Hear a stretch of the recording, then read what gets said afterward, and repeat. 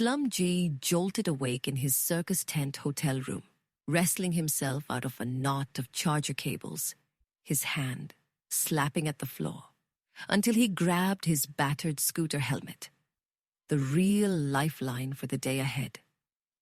With one bare foot still hunting his lost sneaker, his eyes darted to the windows, where the morning's racket, horns, chants, and the river's distant call leaked in, promising another round of Vrindavan's sacred chaos.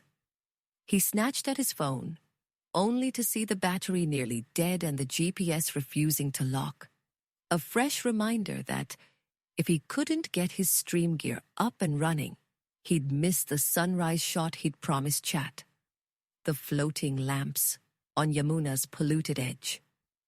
Amid the mess, his gaze landed on the buttermilk scam bag from last night, still half full and sweating on the desk. A leftover dare and a symbol of all the daily shortcuts and small pollutions that clung to this holy town. Stuffing the helmet and cables into his ripped backpack, his restless energy pulsed with a sharper purpose. Today, he would get that sacred river shot. Chat would see every raw scuffed angle, and maybe, if luck held, he'd catch what really happens to those lamps and where all the waste goes when the rituals end. SlumG, heart thumping as his flashlight caught Nightmare Avi's hunched silhouette, splicing wires by a shuttered shop, froze mid-step. Every sound in the alley seemed to sharpen, the hum of hidden engines and the hush of a city holding its breath. When Nightmare Avi glanced up, eyes wary, SlumG realized this wasn't just a scuffed repair job, but the edge of something bigger. And now he had to choose. Keep walking, or finally dig deeper, risking more than his stream's next viral moment. SlumG pressed ahead, gripping his flashlight tighter as the alleyways narrowed and the air thickened with the metallic tang of spilled oil and something sour, almost chemical. He passed Monsoonla, who paused mid-sweep, muttering, "After midnight." Even the rats stay clear. Watch the trucks, eyes flicking toward the shadows, where a battered trash lorry rumbled deeper into the maze. Its engine drowned out its Mohit Sharma's warning from a chai stand. Polluters don't sleep, brother. You see nothing, you forget nothing. SlumG hesitated, heart racing, then stepped over a greasy puddle swirling with garland petals and plastic wrappers, realizing this wasn't just about calling out the mess, but about whether he'd become one of those who looked away or one who kept following, no matter what grime splashed back. In that moment, the city's secrets pressed in on all sides, daring him to see how much he was willing to risk for the unseen river beneath their feet. The first sip hit like a dare.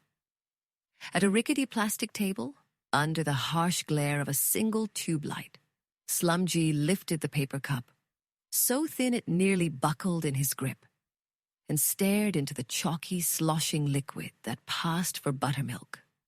The sharp tang of chlorine and a faint sourness mingled with the dust and exhaust that drifted in from the road.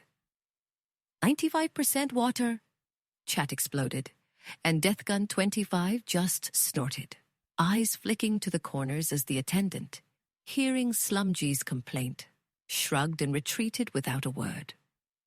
No one else in the late-night crowd even looked up. The scam was old news. The watery buttermilk as expected as the cracked cups and sweat-stained menus. SlumG set the cup down, the taste lingering, and realized the real swindle wasn't just in the cup. It was how every tired face here had learned to swallow it, to let the riverbanks and promises dilute, until compromise was all anyone served or sipped. SlumG shuffled from the grimy alleys to the glowing ghats, watching monkeys pick through floral trash as buffaloes lounged in the muck, while pilgrims slid flickering lamps onto water already shimmering with oil and plastic. Caught between reverence and mess, he couldn't ignore the uneasy truth. Every sacred gesture was shadowed by the scuffed world it floated through, and his own hands felt as stained as anyone's. As chat exploded with who would win pollution battle Ganga from Varanasi or Yamuna, and it's all just a scam, lol, SlumG realized his stream wasn't just documenting a problem, it was feeding the cycle. Everyone riffing while the river choked on their indifference. For the first time, he felt the weight.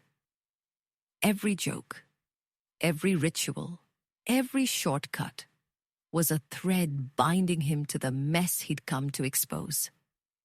And the line between revealer and accomplice blurred in the blue glow of his screen.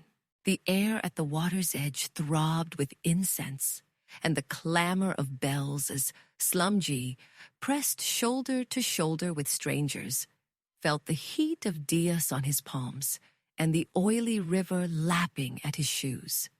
Beauty and waste swirled together under the spinning hands of the priests. Smoke stung his eyes, and in that moment, his own lamp trembling above a slick of plastic and wilted marigolds, he glimpsed the price of devotion, his sense of urgency flaring as the line between witness and accomplice flickered, then nearly vanished. In the hush of the alley, Monsoonal's eyes glinted from the shadows as SlumG met the wary, silent appraisal of It's Mohit Sharma and Death Gun 25, each clutching secrets as tightly as chipped cups of chai. SlumG's heart hammered, not just from fear of being found out, but because he realized his next move would mean either shattering the uneasy trust of these night guardians or slipping quietly into their shared, guilty complicity. Under the smoky swirl of incense and riot of voices, SlumG stepped into the chorus at the ghat, his lamp trembling as he lit it, a gesture, both confession and hope. For a heartbeat, he felt the city's collective longing and guilt passing through him, fragile but unbroken, as if the river's fate might still change if enough hands released their offerings with open eyes. Staring at the warped ceiling of his guest house, SlumG turned the night's images over in his mind.